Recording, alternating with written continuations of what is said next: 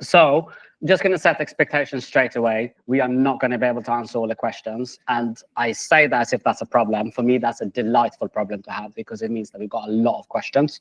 So we are going to try to go through as many as possible. And also, I know that there's going to be people at the back waving at me when the time is running low.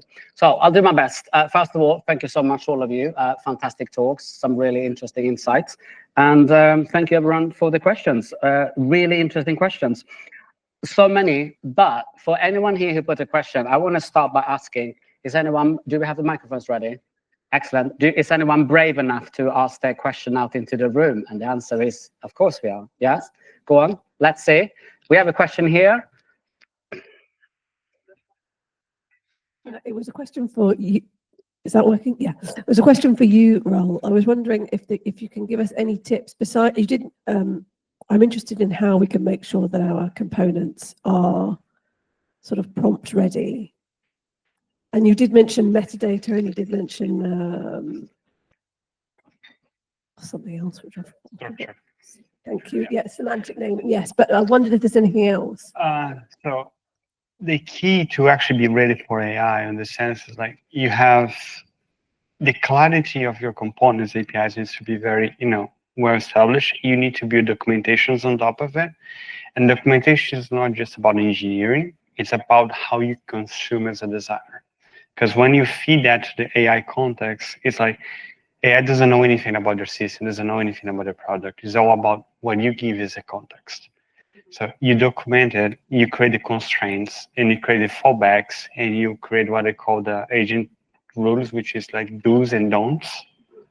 So if you combine all that, for instance, you're gonna use a button.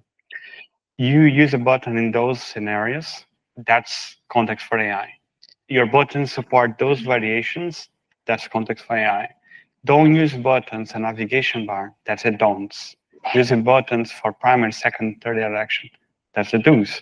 All these creates like a chain of rules that helps your design system to be consumed by the AI and actually you'll be the better product in that sense, like very fast.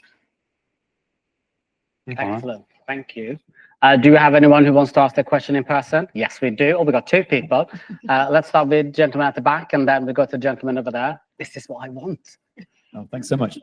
It's a follow-on, really, which is when an AI is consuming the output of your design system, it's good documentation for a human being, also good documentation for an AI? Or do you find yourself having to either frame that information in different ways or provide different information to give an LLM the right prompt to do the right thing?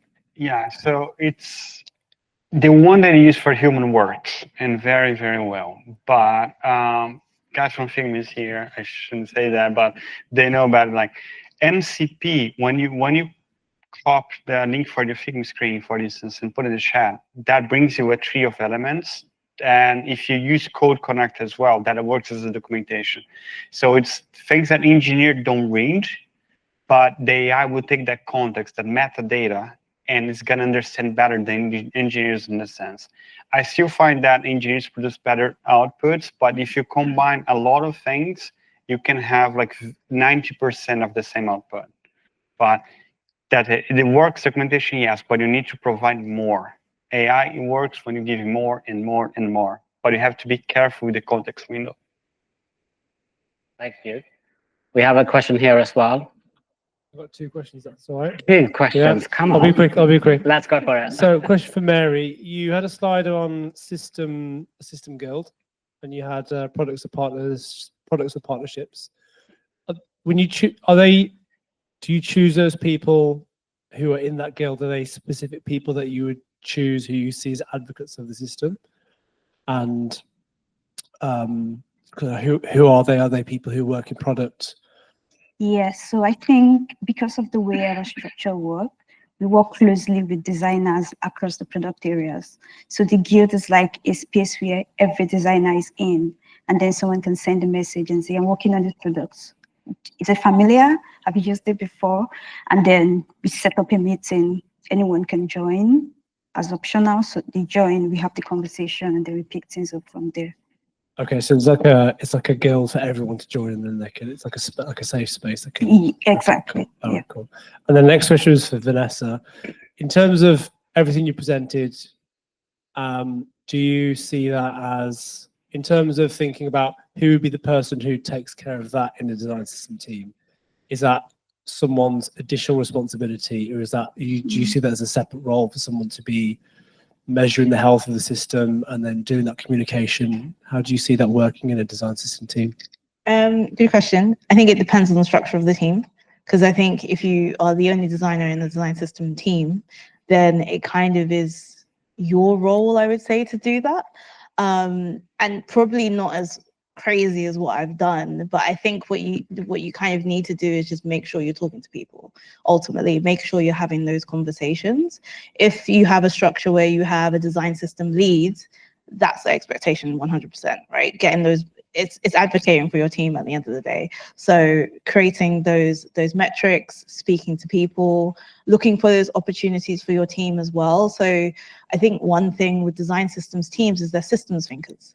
So there's all sorts of organizational problems that systems thinkers can actually solve, right? So organizational design, stuff in HR, marketing. So as a design system leader, I mean, I would expect, if they're reporting into me, for them to be looking for those kind of opportunities, because I think once you're in every area of the organization, it's really hard to kind of get rid of you, essentially, which in design, unfortunately, it's about our survival, right? So that's what it is. So it's very difficult when you're in every kind of area for them to actually get rid of a design system team, because you're beyond design systems. You're in every aspect of the organization. And I think especially as designers, we have these, even design engineers, right? Design system engineers, we have these skill sets that are very specific to us, but not everyone in the organization has. And we should be using those skills a lot more. Get your course in and stay there. Basically. But I think it's interesting you say that as well, because I've noticed that you're talking about system thinking, about being able to solve problems beyond design. Like as designers, but particularly as design system designers, when we work with an organization, it's interesting how you end up in a random department or function that you had absolutely no intention on, but because the way you solve a problem or the way that you think about it, that kind of falls under your remit as well. So yeah, absolutely. And that's a great way of getting yourself in and then being like, make yourself someone that they can't live without. Do you have any more questions in the audience? Go for it. Let's get a microphone over here as well. We've got, so this is Raul. We've got an issue in our design system where it's a component library. Have you got any tips on how to, and obviously any updates then need to go through, need to be embedded in code. Have you got any tips on how to kind of allow or bring the designers in? We've got a UX designer, we've got head of design, how they can contribute to it without sort of a CMS. Are there integrations that you can recommend? Or I'm someone that doesn't like people on my files or even on my code. So, stay away from here. It's not your field. But like we have a very powerful contribution model at Bumble, where we incentivize like people to always, if you want to do that, this is a framework. These are the rules that you follow, right? So we gave process. So you can do a component if you want to. You can do anything. However, that's a process. That's a review process. So as long as you have a review process, you are able to make sure the quality you expect is there, and they need to listen to that, right? And after the QA, we also run some custom plugins that can easily catch anything that are not, if tokens are disconnected or some patterns want to be followed. You can run a plugin to do that. But usually I'm like, stay away from my files, but you can automate the process. And with now, they're going to be introduced the Figma where you can edit nodes. That's what I would be careful with. People can change things and it's fine, but if you put AI, just make sure that consistency is still there because of hallucinations. Can I just check when you say at what point do you invite designers? So where would you say are you in that journey right now? You just have a component library, which is engineering, came from engineering, or what's Yeah, so I mean, we've got a quite a kind of a loose relationship between Figma and the code, but what I'm trying to do is bring in some of the principles around, you know, when a button should be used, what button should be used in the right, you know, in the right place. Why is the spacing like it is? I think a lot of the time when developers are just following the Figma, they can lose things because they're just they're copying numbers from Figma to the other. And if they understand the thought process, it means that it's not just copying, they're actually kind of, you know, embedded in the thinking. Yeah, so that's a successful story. We remove everything that's numbers. That's not a thing. Designers, engineers speaks token language. That's no misunderstanding. They don't understand 16, 32, 48. That doesn't exist. What is this? This is a medium token. And we have a system that transforms the tokens into actual consumables and the final product.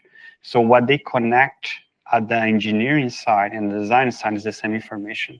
So we remove that friction. No numbers, nothing. What's this token? That's the right question. So I want to bring in you two here, obviously, because you're talking about the collaboration, design engineering. So how would you guys, Mary, how would you guys solve that problem? Yeah, I think it's very similar to what Raul said in sense of tokens. And so the design system, we have both engineers and designers, of course. When we create the token, a component in Figma, the engineer would take the token and then use it in code because we have that sync, which we use via Token Studio. So I think tokens is a very powerful agent in order to help reduce that discrepancies between what's in Figma and then what comes out live. And Venessa, with your experience of bringing it all together, how would you approach a problem like this? Are you not hearing us properly? Sorry, Victoria, can we get from the V room? Apparently they can't hear us properly on the microphones. I would start with some goals. So come up with some goals and some visions, a vision of where you want to get to, and start small, because it could be similar to what Mary mentioned in her presentation. They started with literally buttons. So start with a small kind of component, work on that end to end, and then you'll learn some lessons through that journey and then build on those lessons. So really just the smallest thing, whether it's typography, color is always an annoying one, right? There's always variations. So like color, buttons, something really, really basic, but something that there's always issues with, and create a process, go through that process, but then reflect on that process and see how it's worked and how it hasn't, and then adapt, and then slowly like build upon that. That's how I would approach it. I think also setting that process up together as well. As Yeah, you kind of exactly. like design and engineer, it's like what is important to you, for us to be able, for you to be able to understand this. What do you need from us? So you kind of are clear on the, as you were talking earlier, like what language do you need to speak? What is the stuff that you need to show? So sounds like you're a very interesting point in their journey. Something actually interesting about that, like that, just a small comment. The CEO from Token Studio has a very interesting T-shirt, and it's like, I don't speak English, I speak tokens. So you should look at that. Brilliant. Do we have any other in the room questions? Don't worry if you don't, I got plenty. Okay, in that case, let's move over to one of many here. So when you guys, this is for Mary. So the biggest migration pain points, what did you say that they were, and how did you kind of like prioritize what to fix? Yeah, that's an interesting question. So when we began the migration, we realized that there's loads of legacy codes and lots of customization. So then we now had to like come back and then start looking at pages, one page after the other, to try to ensure that we are doing correct mapping from what is there, what was there currently to what we wanted it to be. So I think that was like the main pain point, but it was also a very good lesson point for us to be able to understand the true state of our system. And then going forward, if we want to have a migration, take those lessons in and do things, in a more efficient way. Just out of curiosity, so when you at the beginning of your talk, you were saying that it sort of started off as an engineering-led system, Yeah. and when that migration or change was happening, did you meet any resistance at all, or were everyone like, "Yay, this sounds exciting," or "No, what's going to happen now?" Like, how was that? Yeah, I think it was more of the format and the latter, in the sense that, so the way we were working before, being like an design system that had only engineers on the team, they would outsource design support from designers in the product areas when they are available. So of course, that's not like the fastest way to work and not the easiest way. So when design support is coming, it's like, yay, let's go, let's do this. And also one thing that also helped is that the team worked closely together. So design and engineers as one team. And we also have a product manager, she's here. So we work together and then push stuff out. So it's not like we are creating designs in one place and then engineering in another place. So that proximity, yeah, also helped us. We actually have a question about the collaboration between designers and engineers, specifically system as engineers. But what would all of you actually? How would you say is the best way for designers to collaborate with engineers or system engineers? But let's do engineers general. Let's start with you. And so, what do you say is the best way to collaborate? I mean, I'm a bit old school, so I do love a sketching session or just pen and paper, going through the ideas. I think when I was designing back in the day, I basically would just bring my sketches to an engineer and be like, this is what I'm thinking, what do you think? And almost just brainstorm with them. So spend less time with designers, more time with engineers. Because I think one of the things, an engineer will never draw anything that they can't build or that's not possible. And also there's times when they're thinking in a completely different way to your thinking. So they'll come up with something that you haven't thought about. And I think that comes from having those conversations and that kind of collaboration. And I don't think anything can replace just sitting down or being on a call and just collaborating and sharing your screen with them. So that's basically what I do. Just have a conversation. Have a conversation with the person. And for you guys, how do you find the best collaboration? What works best? Yeah, I would always say, because at the end of the day, we have the same goal. But no matter the language you speak, design or engineers, so involve engineers early on in the process, understand their perspective of the problem, are there any limitations? So that way we are carrying each other on the journey, and it's not like after the design has been made and we are handing over. So we try to not use the word handover, so we work together. Yeah. And as an engineer, how do you want designers to collaborate with you? So I learned that there's a small word that actually suits well, that like I learned respect between understand your area, understand what they do. So as long as you respect the other ones and you do those sessions and you understand the limitation, that's the way to go. And always forget the no word. It's not like this is impossible, I cannot do this. No. When you go to discussions like how we can make this happen, right? Maybe the technology is not there, maybe it's already there, but like, no, sometimes this works, sometimes this doesn't work. Like respecting the platform, respecting each other, boundaries actually is what makes the communication, everything works well. Excellent. Before we move on, I'm just checking again. Feel free to ask live questions. Okay, the brave people have left the room. That's all right. That's why we have this one. That's absolutely fine. Want to talk a little bit about guardrails. So someone asked here about guardrails, and again, this is actually a question for all of you, I would say. So what kind of guardrails, such as acceptance criteria, accessibility checks, kind of keeps a brand consistent? Obviously, we know there's a very good collaboration between brand and design systems you mentioned as well, but kind of what would we say are the guardrails that keep the brand consistent? That's for me. Let's start with you. Okay. I would say that going back to the design guidelines, and when we say design guidelines, it provides like do's and don'ts, what are like the best practices, what are like the edge cases that we could have, and what to do where there is an edge case. And if there's a scenario where the guidelines does not work for you, come back to us, discuss it. And then if we make a decision outside what's already written, then that's then documented rather to help future iterations that we make. So yeah, that's. And Vanessa, what's your take on this? I don't know. I think personally, I like to bring it up to what are the principles of the brand, right? What are we trying to communicate?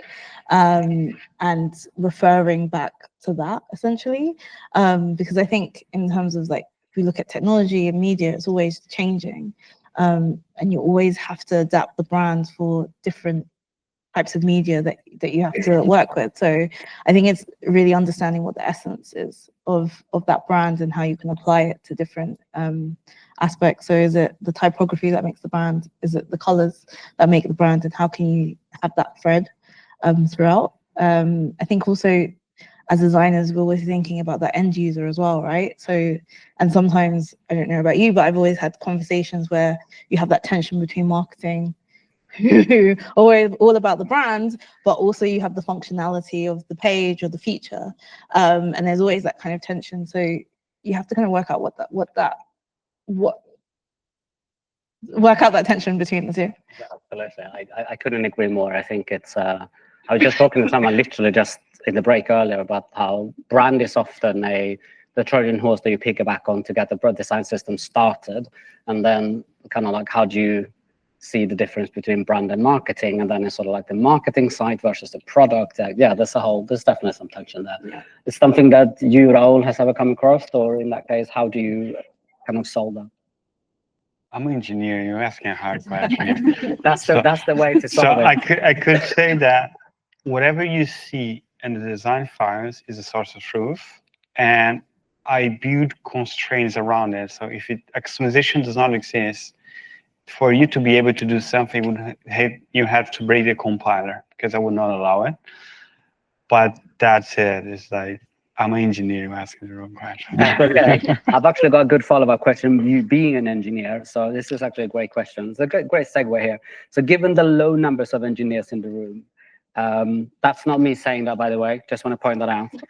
Given the low number of engineers in the room, what's your advice, Raul, to evangelize the value of design system to engineers as a contributor? I don't think we got to a time that it doesn't need much. You just need 2 letters, AI, right? So if you need to build a very strong foundation to be able to scale the systems as fast as you can. So to sell someone that idea, it's pretty much like, you want to play with the shiny toys, that's it. They want to learn constraints, they want to learn all these systems interconnected, that's the opportunity. And how you sell that to the business, it's simple, right? Everyone wants to be the Airbnb for design. Like it's the app that everyone wants to work with, but how do you get that stage? More important, how do you get to that stage, but in an automated process? How you get ahead of them? And that's the one. You sell these to them, and you get the engineers that believe in the same goals. There's a lot of engineers out there that love design, but wants to understand how to make the contribution. It's just properly guide them and understand that this is the field that they have to play. That's what you need to learn. Excellent. Good. It's going to go back to the guild for a little bit. And again, we got sometimes the guild doesn't always get along. There might be disagreement. Yeah. How do you guys solve that disagreement? Like, who breaks the ties, and how do you do that? There's no disagreements. We always agree. There is no what? There is no disagreements. We always agree. Okay, note. Okay, someone makes a decision. Who is the final sayer? That was a joke. So I mean, do you know what? It might be an efficient way of doing it. So I think that goes back to like the guidelines that we create. What does this say about our position? And at the point of creating the guidelines, it's also being shared across. So it's not something that the design system is just working around. People review it, we get feedback, and then we reiterate. So if we get to a point where we do not agree, of course, there's like design manager tricky or whoever is there to kind of mediate, understand both sides. And is it a matter of they're just like very different opinions that we can merge, or is it a matter of just one that is more urgent than the other? So depending on the use case, we can then make a decision and move forward. Challenge to keep it to the metrics and the facts and the data rather than kind of getting personal on who's in charge. Yeah. Do you want to add anything to that? No, she No? said it. Said There you everything. go. I do have a question for you. I'm jumping here a little bit, but we talked a little bit about marketing earlier. So Vanessa, where is the start to bridge that gap you were talking about, other users apart from designers and engineers? So where to start to bridge the gap between the design system team and what we mentioned earlier, the marketing and then the content team? Like, how do we bridge that gap that we said sometimes there can be a bit of a schism in between? I'm not sure. I think the first thing is to start small, right? So if you do not have any of these connections, start with, like I said, just having a conversation. I think the first thing you want to understand is what are their challenges? What are they kind of struggling with? What are their goals maybe for a quarter or next year or their vision? And then almost just take that away. So I'd say go on a fact-finding mission first, then take that away and kind of work out like, how can you solve this with your team, or how can you solve this with design system? And sometimes it's a piece of documentation, or sometimes it's like, actually we can't help them, but this area there's probably a really big opportunity. Sometimes it could also be just facilitating a workshop as well sometimes, right? So I think it's just almost thinking creatively how you can help them and what those opportunities are. And then all you need is that one kind of in. It doesn't necessarily need to be this massive project or this massive thing. It could just be, oh, we can introduce you to the design system, or we can introduce you to a certain way of thinking, and that will really help you do X. Or if we created this into a toolkit, actually it would really help you for your Christmas campaign or something.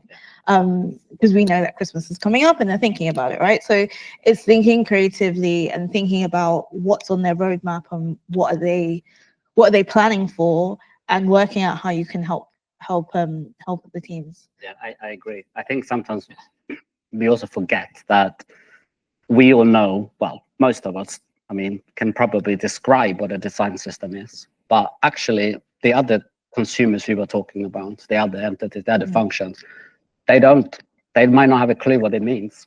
Yeah. So it's a good starting point just to be given actually just a quick introduction 101 to what is the design system, and then focus, as you say, like less on what it is for me as a designer or as an engineer, and more on how is it going to help you in what you're trying to achieve. Yeah, I'm still doing webinars on what is UX. So it doesn't stop. It's never going to stop. You're always going to teach someone what it is. Exactly. So you have to do the basics sometimes. And it's kind of, again, working out what their education level is and what their understanding is. And you might just have to create that baseline of, we're just going to tell you about the design system. We're just going to introduce it to you. But here's a few points of how we can help you. Yeah. And then keep that conversation kind of going as much as you can. I always find like it's interesting because you wanna get to know other people in an organization. My thing that I do is like I always, when we start working with someone, I always try to find out who is the person who's going to cause me the most trouble. Like, who does not want me in this room? Yeah. And then that person is the person I spend most of my energy on. Oh yeah, you take them for coffee. You're going to take them for coffee. You're going to get to know them. You're going to get that. Like, because if you win that person over, you're done. Yeah. Even little things, if you know they've got a dog or something and they like golf, like just ask them those questions and bring that kind of, I don't know, cordial. Yeah, exactly. Find out who hurt them. Yeah. Who hurt you? It's like, it's tell me your trauma. Exactly. And it's that therapeutic thing that we were talking about earlier. Okay, any other questions? Yes, we have a question in the room. Can we get a microphone over here, please? This gentleman, yes. I had 2 questions, if that's okay. Yeah. Sorry? I had 2 questions. 2 questions. I Yeah. thought you said 3 there. I was like, wow, we're pushing it. 2, go for it. Could go to 3. Question for Raul first. You talk about AI, and we're looking at MCP servers, we're looking at Figma to code, etc. And as you start vibe coding, I guess the question becomes, what is the source of truth where there's multiple sort of merges into the main, and then everyone's got their own version? So in your opinion, what is actually becoming the source of truth in the future? So, tricky one. The source of truth is always going to be your design. That doesn't change.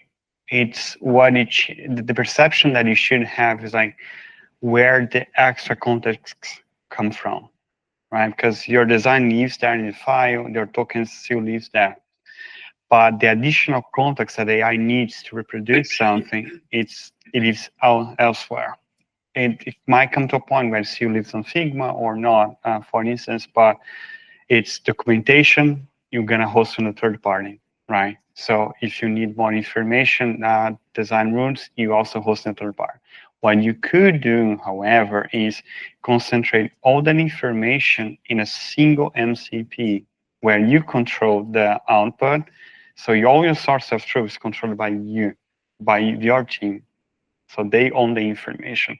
So the only thing that AI does and engineers is to query your own source of truth. So you become a tool provider. So what that one on top of your, already a lot of tasks. So you become tool provider that provides the entry point for every single system to connect. But majority of things still lives in your design file. Awesome. Question two. Yeah. This question for Vanessa.